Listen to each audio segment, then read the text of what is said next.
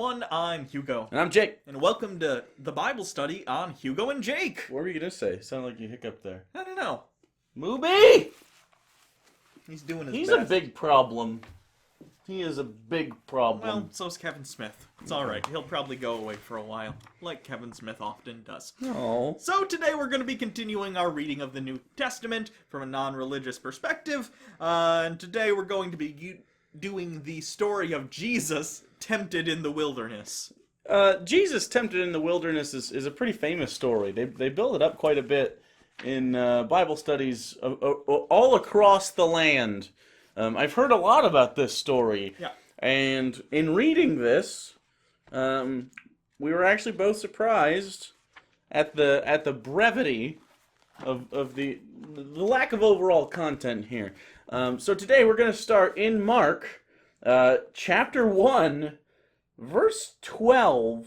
Yeah. And we'll see how far we get in Mark. And for reference, again, Mark is the oldest living synoptic gospel, coming in at 66 AD, roughly. At once the Spirit sent him out into the wilderness, and he was in the wilderness for 40 days, being tempted by Satan, or superscript F, tested. He was with the wild animals, and angels attended him. That's the whole story. That's the whole thing. And again, like we said, in Mark, that is all that is said about that. About 20 years later or so, 20 to 40 years, depending on who you ask, Matthew came along and wrote his version. Now, in this version, I presume somewhere along the line people started asking, wait a minute, he was tested in the desert. Can you expand? What was the test like? How was Satan testing him? And then Matthew was like, I'm feeling creative today. Let's make some stuff up. Okay. Let's do it. Then Jesus was led by the Spirit into the wilderness to be tempted by the devil. That's as much information as there was in the original text, bear in mind. But also it implies the Holy Spirit. Sure. Because this is right after, if you remember from last episode, this is right after he gets baptized by John. And they almost make out in the water. It was real close. And then they get distracted by like some fluttering lights. And then Jesus goes, I'm going to follow that. And then he does so. But it implies that, like, the reason he's being led out to the desert is to be tempted. Yeah. Not that... Is that how they sell it? Yeah. They don't sell it like he walks into the desert and then is tempted and is met with a challenge he wasn't prepared for. No, when I was in Sunday school, it was very much sold to me as Jesus knew what he was doing. He was told by God to go out into the wilderness to be tested. That's cheating!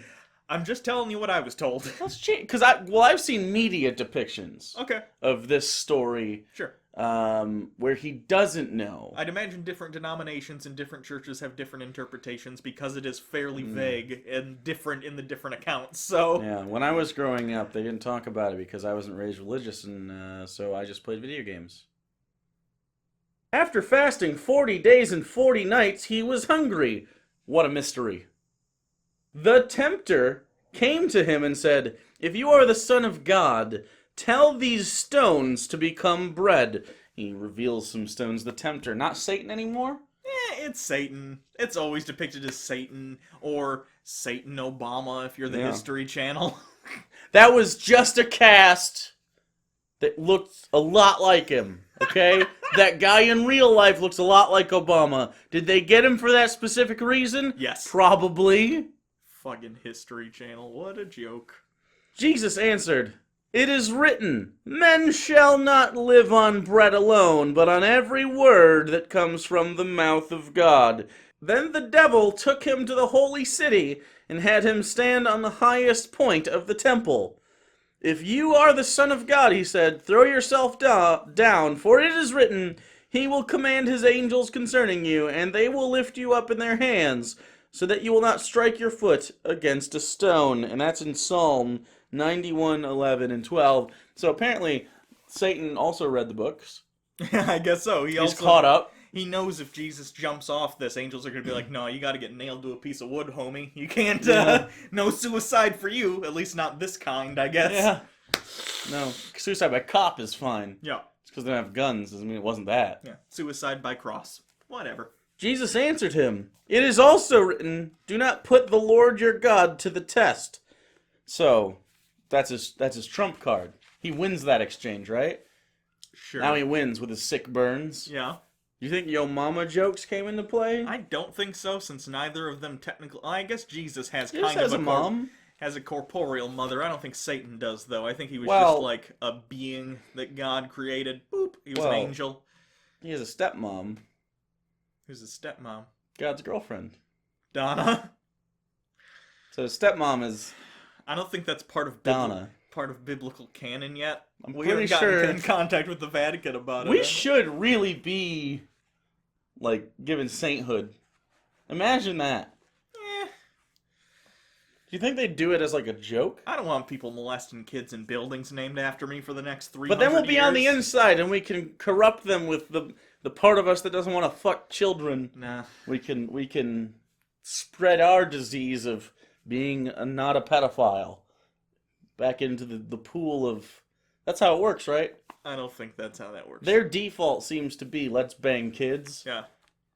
Do you think you grow up and you look at the priests and you go, those guys get to bang kids, I'm going to do that someday? Or do you think it's, once they're in there, it's a fraternity and all your friends are banging kids? I think It's like a cigarette.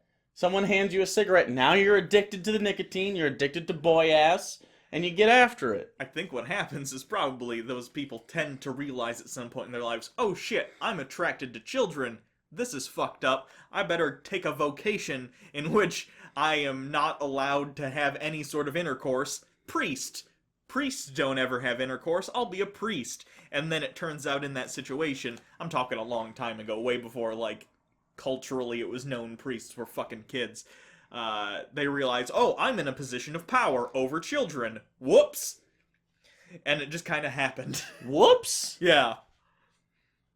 Don't get me wrong. That's a capital W whoops. I think there are a lot of people who do it intentionally and are thinking, I'm going to get into a position of power specifically so I can abuse it. But that's what I'm thinking. I think there's a fair amount of people who go into it not expecting it and then being like, fuck. And not expecting it. And then it's like a whole field of Pringles. Right. And they go to jail and rot for their fucking actions, but, you know. Hopefully. Yeah. Well, not all of them. Anyway, back to Jesus, I guess.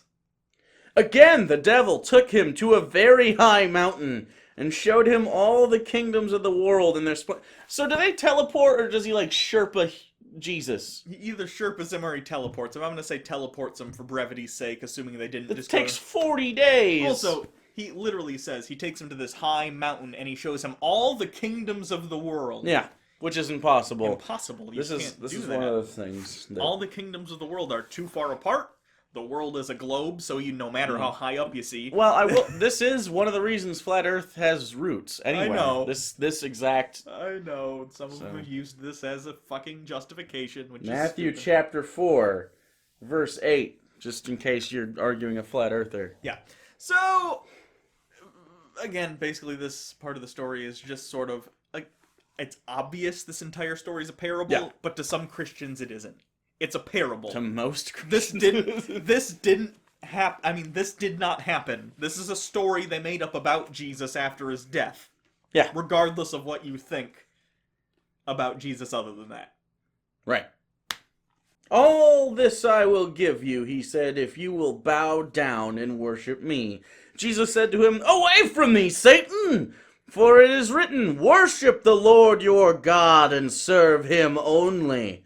Then the devil left him, and angels came and attended him, because he was dehydrated. Yeah.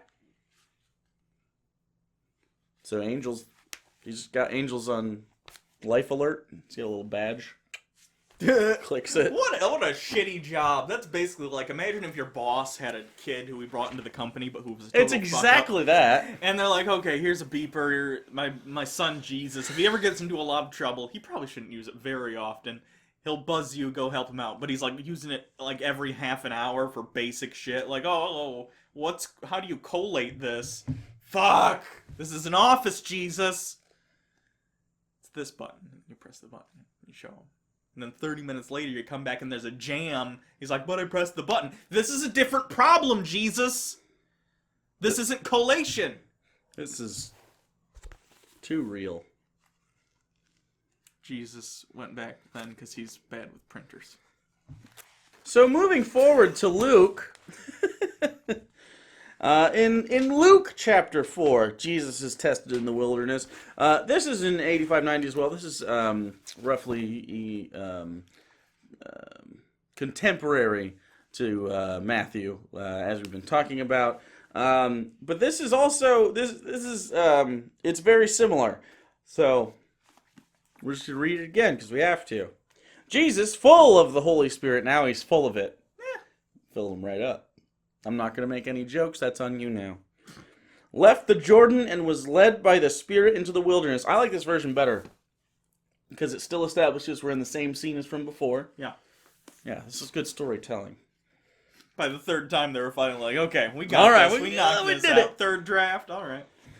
Which should be your first public draft, by the way. Where for 40 days he was tempted by the devil. He ate nothing during those days, and at the end of them, he was hungry. Again, that goes without saying. It's not really a trial. The devil said to him, "If you are the Son of God, tell this stone to become bread." Jesus answered, "It is written, men shall not live on bread alone." The devil led him up to a high place and showed him in an instant all the kingdoms of the world. So again, if you're interested, that's Luke chapter 6, verse 5. And he said to him, "I will give you all their authority and splendor. It has been given to me, and I can give it to anyone I want to." Can he? I know the devil is supposed to be like, he's in charge of the earth, but is he though? He's never banned until this verse. It's dependent very much upon the context. His powers change constantly. Where he abides changes constantly. Some have him being like this on earth, where he can tempt Jesus and where he can have these contests with God about Job. Sometimes he's depicted as if he is himself a prisoner in hell. Maybe like the most important Hannibal Lecter prisoner down in the bottom levels, but a prisoner nonetheless. Yeah. Sometimes he's just wandering the earth, tempting people. Sometimes it's all over the place with what Satan is. See, and since Job, he hasn't really been a character. Yeah. And even in Job, he's kind of just like, isn't God being an asshole? Yeah. Like, this is kind of the same thing. He's offering him an actual kingdom instead of the kind of ethereal version of a kingdom that God offers, although it is eternal, whatever. Right. The implication is he might offer him food, but he never says that. Sure. Also, why is this version of the devil just Lestat from Interview with a Vampire? It really is. It's not... Come with me and we'll have some fun. Not as sexy, though. No. Not as sexy. I just watched that the other day. Who's the sexier vampire? Brad Pitt vampire? Or, Brad Pitt. Is it? Yeah. It's gotta be, right? Yeah. Good movie. What's her face? Kirsten Dunst does a good job in that movie playing an old young kid. She's a vampire, you see, so she's old but can't look it. I see. Do you think it'd be really intimidating to see Tom Cruise stand beneath matter you what and you're be about like, to say. "Let me in"? Because he's a short person. Tom Cruise is actually like an inch shorter than me, I think. Yeah. Which is crazy to me. Plus, he's got a center fang. Yeah. I could hang That's off. real, by the Fuck way. it. When he dies shooting the next Mission Impossible movie, one of these days his legs are going to get ripped off or something. Hire me. I'm short. I'll lose some weight again for like the 4th time because I'm a piece of shit. I'll hang on the outside of airplanes. Already want to die. It'll be fine. I don't think. No. You can't go from center tooth to just odd number of teeth. We'll see. Jesus answered, "It is written, worship the Lord your God and serve him only." The devil led him to Jerusalem and had him stand on the highest point of the temple. "If you are the Son of God," he said, "throw yourself down from here. Kill yourself, pussy. For it is written, he will command his angels concerning you to guard you carefully. They will lift you up in their hands so that you will not strike your foot against a stone." We didn't mention this before. Basically, he's saying, if you don't understand that, he's saying, go ahead and jump off, because it's written, if you're actually the Son of God, the angels will catch you. They won't let you die here. And Jesus is like, nah, I'm good. The fact that that is said here and later in the crucifixion stories, several soldiers will be like, why aren't the angels coming to get you? Implies to me that there was some sort of cultural understanding that the Messiah, if he were put into danger, angels would show up and save him. None of that happened for Jesus at any point. Yeah. And then they had to kind of retcon that shit later. Yeah, which means if you are not a mythicist, like I'm leaning toward, although I'm also of the opinion, like Matt Dillahunty, it's inconsequential. I just think it's so literary. I have a really hard time believing there was one guy. I believe that there was multiple people in an amalgam.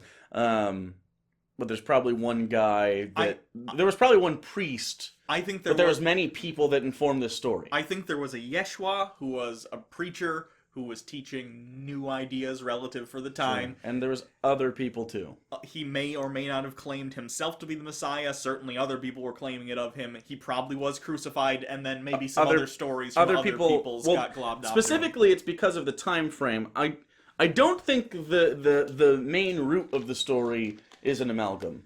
Yep. I think all the offshoots, because there were several other people that we have evidence of contemporary to this time that were claiming to be the Messiah. Yeah. And of course they had disciples. And of course they said they did miracles. Yeah. Because they all had the same source material of the Old Testament. They had all these prophecies. They had the culture. So yeah, that's I kind of think, I mean, you're talking 60 years. Yeah.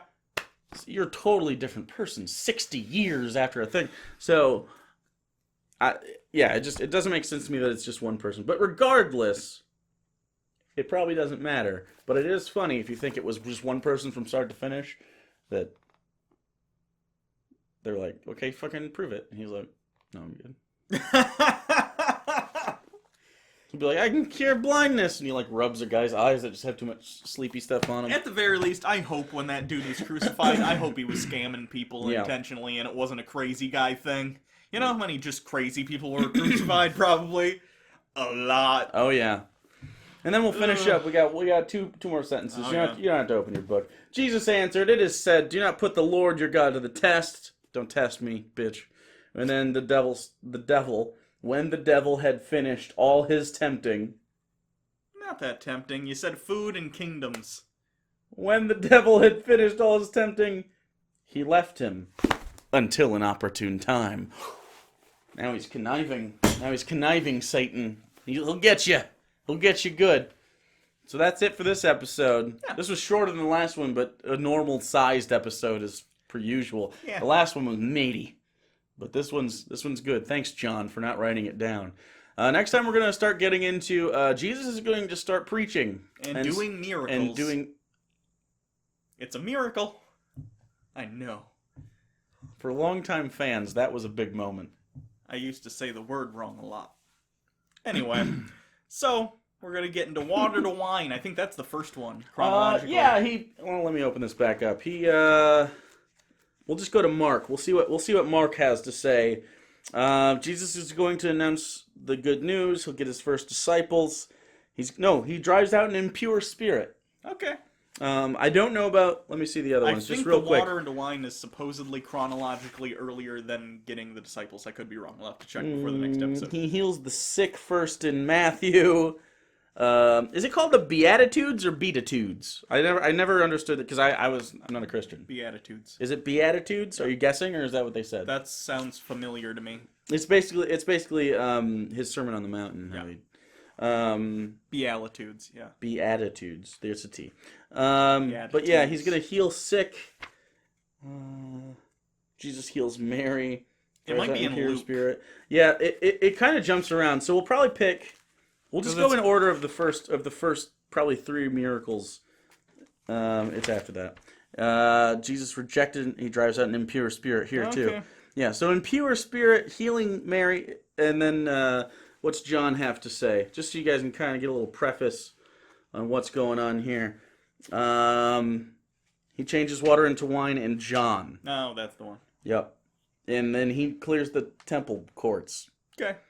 John is all over the fucking place. John is a non-synoptic gospel. Yeah. So it doesn't mirror the other ones quite as well. But it's still fun because John comes last and it just gets insane. Yeah, so I guess that's it. If you want to follow us on Twitter, you can at Papa Bird Jake. You can follow Hugo at Hugo Reloaded. You can also subscribe to the channel and ensure that you get, maybe, notified. Hit the bell if you want. If you liked this, please share it anywhere. Twitter, Yeah. Facebook, whatever. It helps us because YouTube's algorithm doesn't like us very much. You can also Not donate. surprised. Yeah, you can donate to our Patreon campaign and help the show keep going. And also, we have some Harold Penisman that's going to come out. You'll see a teaser trailer for that eventually. Do we want to show them the wheel for Christian movie quickies? We finally got an actual wheel. We have a wheel. It's real heavy, so I'm just gonna bring it over here like this. It's a wheel. Oh, there it is. We don't have our own personal Rich Evans, so we had to make that by buying it on the internet. Well, no, you crafted a little. Here, I'll bring it back. It's real heavy. You crafted that centerpiece. That's one of the ones someone else 3D printed, and then I put a magnet on the back of it. Yeah. I put a magnet on a thing. Yep. You did a good Hooray. job. All right, so go ahead and spin it so they can know what we're getting next time. We're getting that, which is nothing. We don't have any selections on here. Herpes. Herpes? Is that what herpes is? Herpes.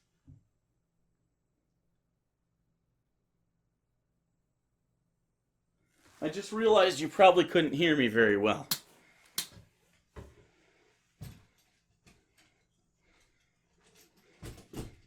All right. It's time for the show to end. Go clicky, clicky, clack. All right.